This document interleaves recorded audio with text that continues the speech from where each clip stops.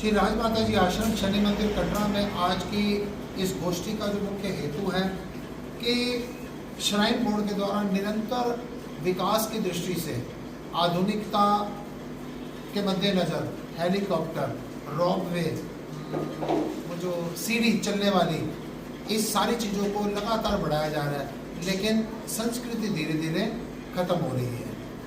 मैं बार बार shrine board से कहूँगा कि सबसे पहला ड्रेस कोड शुरू किया जाए। जो भी पुरुष लोग हैं उन लोगों की ड्रेस नियत की जाए, धोती कुर्ते में, पजामे कुर्ते में, मैक्सिमम टेंट कमीज में उनकी वेशभूषा निश्चित की जाए। जो मेरी बेटियां हैं, महिलाएं हैं, अधनंगे कपड़ों में होती है, स्कर्ट पहनी होती है, निक्कर पहनी होती है, जीन्स पहनी होती है, बड़ी अशोभनीय लगती है। हमारी संस्कृति का ह्रास हो रहा है, नुकसान हो रहा है।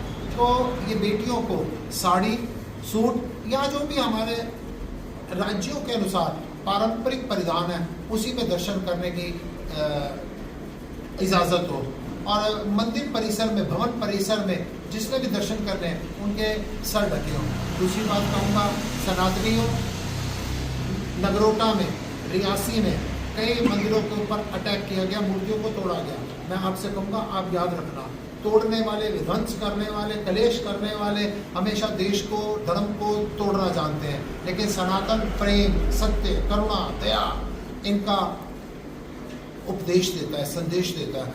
आप लोग किसी प्रकार का क्रोधित होने की जरूरत नहीं। अपने अपने मंदिरों की सुरक्षा बढ़ाइए, अपनी अपनी त्याग, प्रेम, करुणा, दया की भावना बढ़ाइए। ये जो राक्षसी तत्व लोग हैं ये अपने आप ही मर जाएंगे। ओम नमः।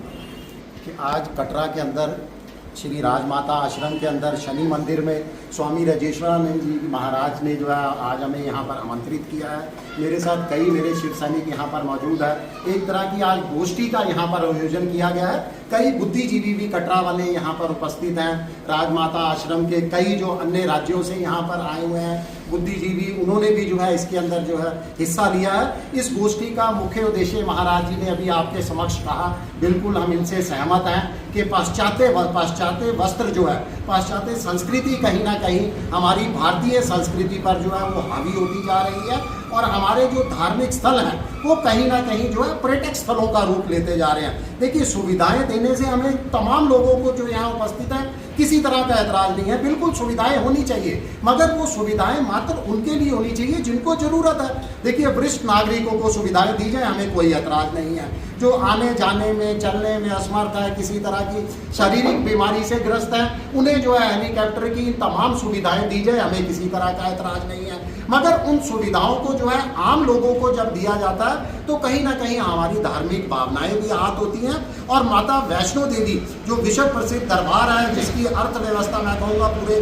जम्मू की अर्थव्यवस्था अगर कहीं पर बहुत अधिक निर्भर करती है तो श्री माता वैष्णो देवी आने वाले श्रद्धालुओं पर, तो उसका कहीं ना कहीं पौराणिक स्वरूप जो है वो बिगड़ता जा रहा है। पौराणिक स्वरूप की बहाली की जाए, इसमें कोई दो राय नहीं है। हम श्राइन बोर्ड के तहे दिल से सराहना करते हैं कि वो यहाँ आने वाले श्रद्धालुओं को हर सुविधा देने के लिए हर संभव प्रयासों में जुटे हैं। हमारी इसके साथ एक और अपील है कि जो वरिष्ठ नागरिक यहाँ पर माता वैष्णो देवी के दर्शन करने आते हैं उनको दर्शनों के अंदर जो है वो वरीयता दी जानी चाहिए उनको। उसके बाद उनको जो सीनियर सिटीजन हेलीकॉप्टर की अगर सेवा लेते हैं तो उसके अंदर भी उनको कंसेशन दिया जाए। बिल्कुल महाराज जी ने कहा कि कंजक पूजन जो है माता वैष्णो देवी के हर माँ के दर्शनों के बाद किया जाता है, उस स्वरूप को जो है वहाँ पर बहाल किया जाए। इन तमाम चीज़ों के जो है श्राइन बोर्ड से हम अपील करते हैं कि उसको जो है इन चीज़ों को अहमियत दें, ताकि कहीं ना कहीं हमारी धार्मिक भावनाएं जो कहीं ना कहीं आधुनिकताकरण के कारण जो है आहत हो रही हैं उसको जो है बचाया जा सके।